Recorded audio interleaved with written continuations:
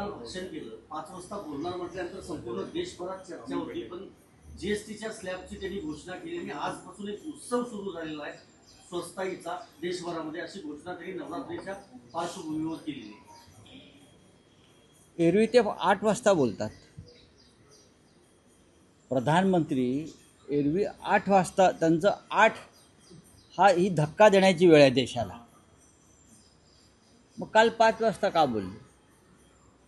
काल ते 5 वाजता यासाठी बोलले की देशानं भारत पाकिस्तान क्रिकेट सामना पाहावा, बरं का. ती व्यवस्था म्हणजे किती हे महान राष्ट्रभक्त आहेत. 8 वाजता क्रिकेट सामना अंधभक्तांना पाहता यावा, भाजपा समर्थकांना पाहता यावा, भारत पाक क्रिकेट सामना, म्हणून काल प्रधानमंत्र्यांनी 5 वाजता जीएसटीची घोषणा केली. काय घोषणा केली? काही त्यांनी सवलती दिल्या. त्याच्यामुळे जे सण आणि उत्सव आहेत त्याच्यामध्ये स्वस्ताई वगैरे येणार वगैरे. हा खोटारडेपणा आहे. साधारण 2 लाख कोटीची ही सवलत मोदींनी दिली आहे. साधारण 2 लाख. 140 भारतीय नागरिकांना त्याच्यामुळे वर्षाला 1213 रुपयेची स्वस्ताई होणार आहे. म्हणजे त्यांना फायदा होणार आहे. किती? आणि महिन्याला 110 ते 120 रुपये. महिन्याला फक्त 110 ते 120 रुपये इतकाच लाभ या क्षणी मिळतो आहे. या सगळ्या व्यवहारात आम्ही बघितलं, आम्हालाही अर्थशास्त्र कळतं. हे सगळं करण्यापेक्षा नरेंद्र मोदीने आमचे 15-15 लाख रुपये आम्हाला दिले असते तर ते अधिक सोयीचं ठरलं असतं. हे मूर्ख बनवण्याचे धंदे आहेत. 5 वाजता जीएसटीच्या सवलतीची घोषणा केली. 8 वाजता क्रिकेट मॅच त्यांना पाहायची होती सगळ्यांना, मोदींसह स्वतः. काल स्वतः जय शहा मुंबईत होते अशी माझी माहिती आहे. BCCIची निवडणूक होती, त्या संदर्भातल्या प्रक्रिया त्यांना मुंबईत येऊन पूर्ण करायच्या होत्या. असं मला त्यातलं काय फार इंटरेस्ट नाही. पण काल भारत पाक सामना जो खेळला गेला त्यातले एक चित्र जे प्रसिद्ध झालेलं आहे, शहजादा फरहान नावाचा कोणीतरी क्रिकेटपटू आहे. साहेबजादा म्हणजे आमचे साहेबजादे आणि अमित शहाचे शहजादे एकच आहेत ते. हां, तर या साहेबजादा ना काय साहेबजादा फरहाननं त्याचं अर्धशतक झाल्यावर क्रिकेटच्या मैदानावर AK-47 हातामध्ये घेतल्यासारखी बॅट घेऊन धाड धाड धाड धाड गोळ्या मारतायत अशी जी ॲक्शन केली ती कोणासाठी, का? त्याने दाखवलं की अशाच प्रकारे AK-47चा वापर करून पाकिस्तानी अतिरेक्यांनी पहलगावमध्ये तुमच्या 26 निरपराध लोकांना ठार केलं. हे त्याने प्रतिकात्मकरित्या दाखवलं आणि जय शहासह संपूर्ण भारतीय संघ ते थंडपणे पाहत होता. पहिल्या सामन्यात भारतीय संघाचा कर्णधार, काय त्याचं नाव, सूर्यकुमार यादव, यानं म्हणे पाकिस्तानच्या क्रिकेटच्या कॅप्टनशी शेक हँड केलं नाही, त्याचं काय कौतुक मोठं. मग काल ही कृती केल्यावर सूर्यकुमार यादवनं तो जो कोणी साहबजादा फरहान आहे ना त्याच्या कंबरड्यात तिथंच लाथ घालायला पाहिजे. कळलं? हे सगळं या देशाला भोगावं लागतंय ते अमित शहा आणि जय शहा यांच्यामुळे. मी तर आज म्हटलं, इतकं महान राष्ट्रकार्य हे लोक करतायत. जय शहाला भारतरत्न दिला पाहिजे. इतकं महान राष्ट्रभक्तीचं कार्य करतात. जय शहाला सावरकरांना आपण नाही दिलं, पण आता जय शहाला तरी द्या. दे दो जय शाह को भारत रत्न, इतना बड़ा काम कर रहे हो. नाही, भारत पाकिस्तान सामन्याचाच जो उल्लेख होतोय, जी कृती सयाबजादा फरहानने केली तशीच एक शाब्दिक चकमकही भारतीय खेळाडू आणि पाकिस्तानी खेळाडूंमध्ये झाली. मग हे जे वातावरण आहे क्रिकेटच्या अहो मैदानावर खेळताय भारत पाकिस्तान अहो मग खेळताय कशाला तोच मुद्दा आहे की तुम्ही? यापुढे भारत आणि पाकिस्तान आमच्या भारतीय नागरिकांच्या रक्ताचे सडे पडतायत. 26 निरपराध लोकांची हत्या झाली. त्यांच्या पत्नीच्या कपाळावरचं सिंदूर पुसलं गेलं. तुम्ही ऑपरेशन सिंदूर केलं, बरोबर ना? तुम्ही राष्ट्रभक्तीची मोठी मोठी भाषणं केलीत, मतं मागताय. मग पाकिस्तानबरोबर क्रिकेट खेळण्याचं प्रयोजन काय? कोणासाठी खेळताय? कोणाचं गॅम्बलिंग चाललंय? कोणाचा जुगार चाललाय? हे एकदा आम्हाला कळू द्या. काल क्रिकेटच्या मैदानावर पाकिस्तानी क्रिकेटपटूनं आम्हाला खिजवलं, आमच्या शहीदांचा अपमान केला, मृत नागरिकांचा अपमान केला AK-47ची कृती करून. आणि भारतीय क्रिकेट संघ शाब्दिक चकमकीत अडकून पडलेलं. शेक हँड केलं नाही, शेक हँड केलं नाही, हे अंधभक्तांच्या गोष्टी आम्ही ऐकतोय. शेक हँड केलं नाही, काय बाहेर पडायला पाहिजे होतं मैदानात. जय शहाना नैतिक अधिकार आहे का या देशाचा नागरिक म्हणून घेण्याचा? जय शहा या व्यक्तीला काय तुमच्या राष्ट्रभक्तीचा हा गुजरात पॅटर्न आहे? इतरांनी मरायचं आणि गुजरातवाल्यांनी पैसे कमवायचे, असा काय पॅटर्न आहे का? सांगा तुम्ही. हे जर इतर कोणाच्या राज्यात घडलं असतं तर भारतीय जनता पक्ष रस्त्यावर थैथाट करत बाहेर आला असता. आता का करत नाही? साधा निषेधाचा एक सूर तरी निघाला का त्यांच्याकडून या सगळ्या गोष्टीचा? पाकिस्तानचा निषेध करायलाही भारतीय जनता पक्षाचे लोक घाबरत आहेत. आता आशिष शेलारने सांगावं, जय शहा महान आहे की किती अतिमहान आहे? सांगावं ना त्यांनी आता. नाही पण राऊतसाहेब, ICCचे प्रमुख जय शहा आहेत. पाकिस्तानी खेळाडूने जी कृती केली किंवा पाकिस्तानी संघ ज्या पद्धतीने मैदानात वागतोय, अलीकडच्या काळातली उदाहरणं पाहता या कृतीबद्दल त्यांना बॅन केलं गेलं पाहिजे आंतरराष्ट्रीय क्रिकेटमध्ये, अशी भावना किंवा मागणी आहे. बघा, माझ्या मागणीचा प्रश्न नाही आहे. भारतीय संघानं त्यांच्याबरोबर खेळू नये ही साधी मागणी देशाच्या 140 कोटी भारतीयांची. ते बॅन करायचं की नाही हा आंतरराष्ट्रीय विषय असेल. तो जय शहाने ठरवलं तर ते करू शकतात. जय शहाने जर ठरवलं, ते आंतरराष्ट्रीय क्रिकेटचे प्रमुख आहेत ना, ते जर त्यांचे वडील काश्मीरमधलं 370 कलम हटवू शकतात तर जय शहा पाकिस्तानवरती बंदी आणू शकतात. एकच रक्त आहे ना, रक्त वेगळं नाही आहे ना, तेच राष्ट्रभक्तीचं रक्त आहे ना अमित शहाचे त्याच्या DNA मध्ये. यामध्ये आर्थिक लागेबांधे आहेत, त्यासाठी खेळली जाते मॅच. नक्कीच, मी आधी ते सांगितलेलं आहे. भारत पाकिस्तान सामन्यावर सगळ्यात मोठा सट्टा हा भारतात खेळला जातो. पहिल्या सामन्याला साधारण 1.5 लाख कोटीचा सट्टा खेळला आणि हा सट्टा मोठ्या प्रमाणात गुजरातमधून खेळला जातो. त्या सट्ट्यातले 25,000 कोटी रुपये, मी आकडा परत सांगतोय, सरळ पाकिस्तानात जातात. आणि कालच्या सुद्धा सामन्यावरती फार मोठा सट्टा खेळला गेला आहे. तो मुंबईतून आणि गुजरात आणि राजस्थानमधून खेळला गेला आहे. आणि कालसुद्धा साधारण 1.5 ते 2 लाख कोटीचा सट्टा खेळला गेला आहे. आणि त्यातला मोठी रक्कम पाकिस्तानला जाते आणि त्याच पैशातून आमच्या निरपराध लोकांवर, जवानांवरती गोळ्या चालवल्या जातात. काल तुम्ही ठाण्यात गेला होता, ट्विट केलं, ठाणे विकायला काढलेलं आहे काही जणांनी. बघा, ठाणे कोणाचं आहे? महाराष्ट्राची एक महत्त्वाचं शहर आहे. शिवसेनेची पहिली सत्ता, पहिला भगवा बाळासाहेब ठाकरेंनी मुंबईच्या आधी ठाण्यावर फडकवला होता.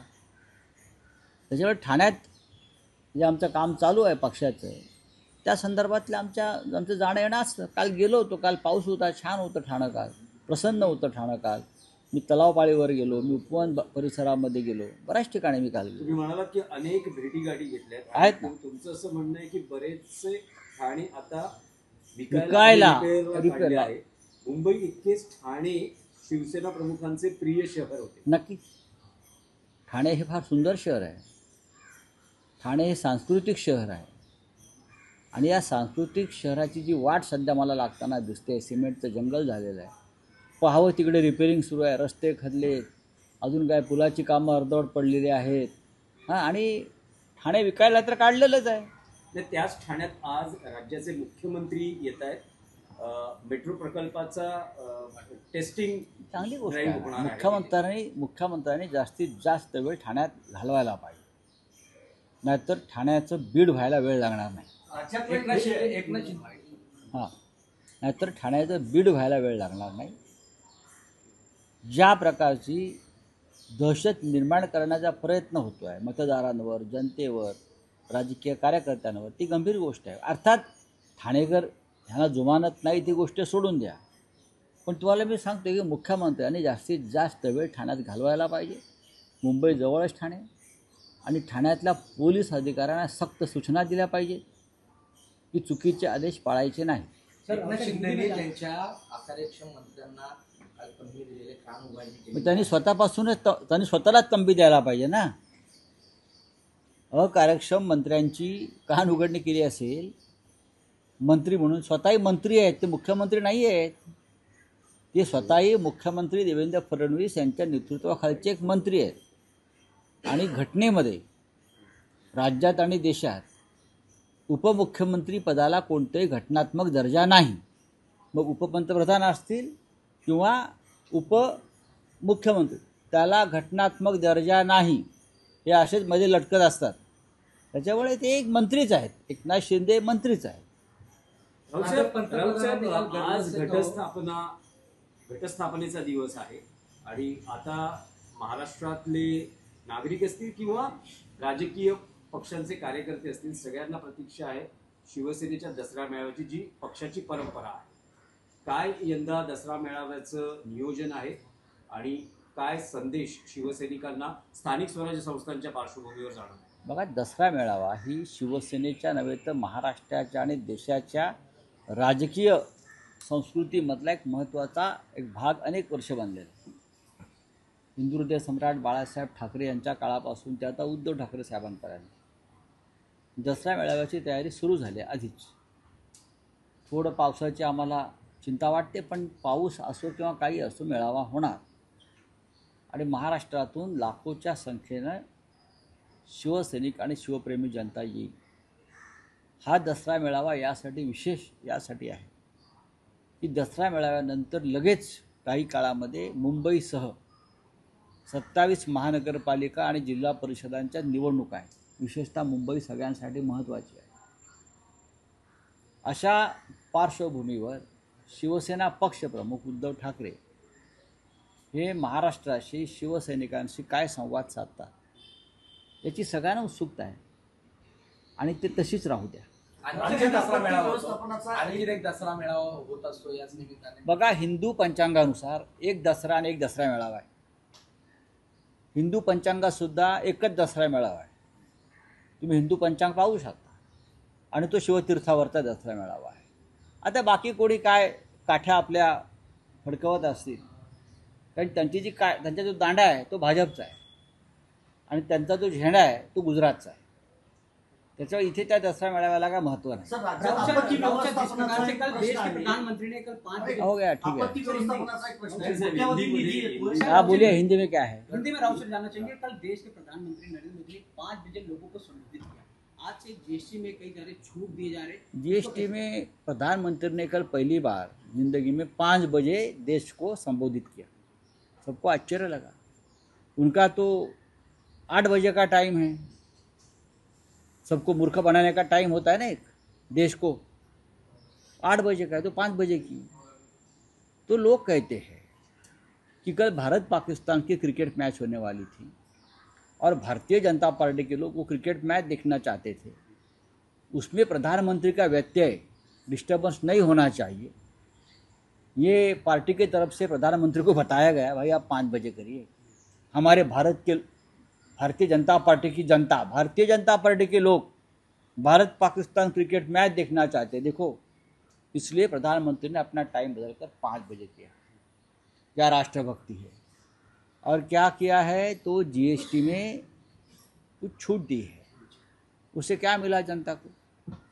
2 लाख करोड़ की कोई इतनी बड़ा देश, 140 करोड़ की जनता है, तो सालाना लगभग 1400 रुपये का फ़ायदा ऐसे वो बोल रहे हैं कि छूट मिलने वाली है.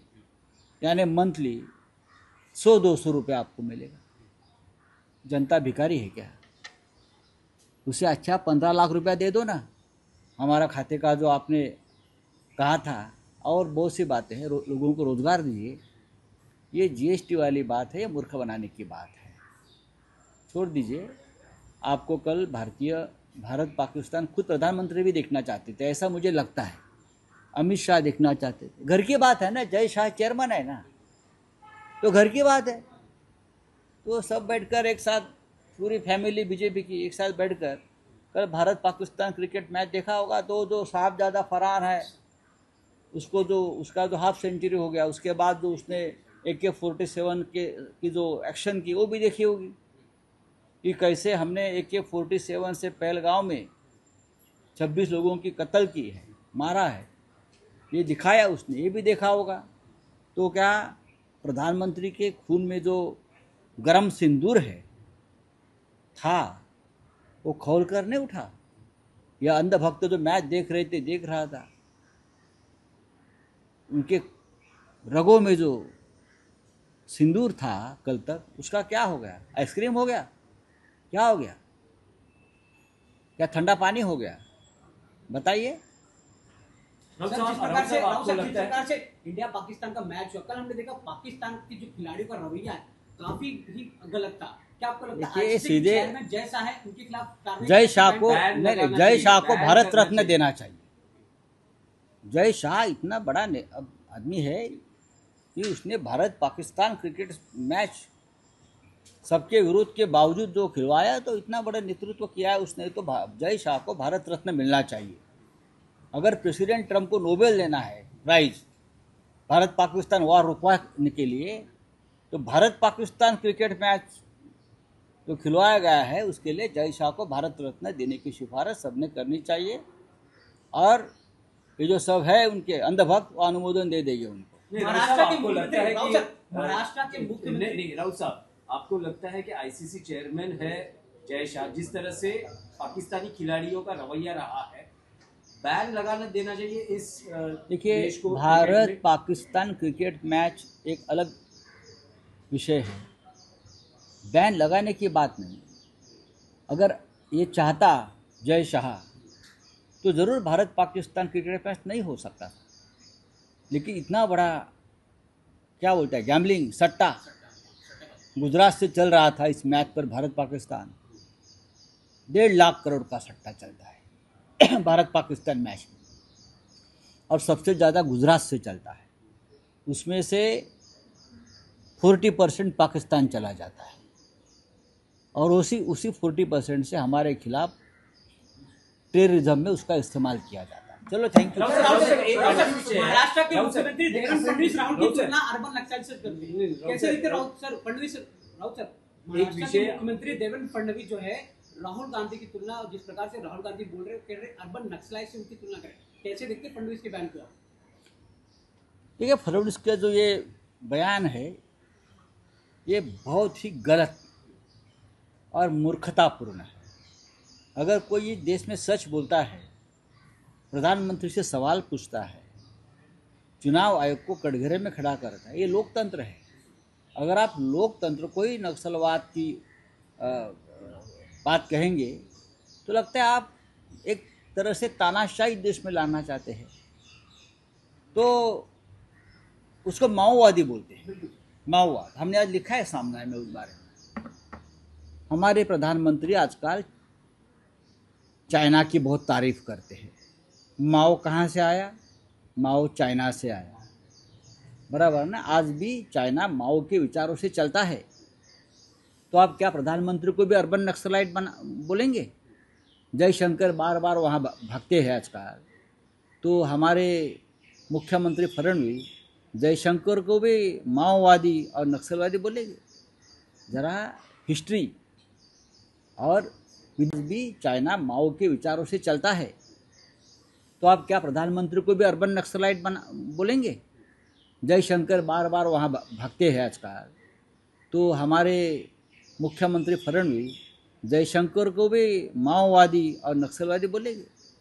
ज़रा हिस्ट्री और विदेश नीति का आप आकलन कर लीजिए। और बाद में बात करना। ऑपरेशन सिंधूर विषय असा आहे की क्या विरोधी ऑपरेशन सिंधूर पक्षातील पार्ट 2 होगा? राजनाथ सिंह से सवाल पूछा गया, तब राजनाथ सिंह ने कहा कि पाकिस्तान के रवैये को देखते हम ऑपरेशन आगे बढ़ाना है कि नहीं, उस पर विचार करेंगे। उनके दूसरा ऊपर उन्होंने कहा कि पीओके जो है भारत का ही है, इस प्रकार का। और भारत का है तो लेके आइए ना। ऑपरेशन सिंदूर 1 किया आपने, तब आपको बहुत बड़ा मौका था पीओके के भारत में लाने का। अखंड हिंदुस्तान का जो हमारा सपना था वीर सावरकर जी का, वो पूरा करने का। तो आप भाग क्यों गए? मैदान क्यों छोड़ा?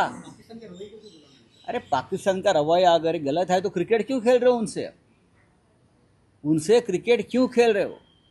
और पाकिस्तान का रवैया इसलिए है क्योंकि चीन जैसा देश उनको सपोर्ट करता है। तो आप चीन की वकालत क्यों कर रहे हो? चीन ने लद्दाख का इतना बड़ा हिस्सा खा लिया है भारत का, तो बार बार चीन के सामने क्यों घुटने टेक रहे हो? अभी आप बोलिए, पहले प्रेसिडेंट ट्रंप के सामने घुटने टेक रहे थे, आप चीन के सामने। आपको घुटने का जो इलाज करना पड़ेगा देश के। चलिए।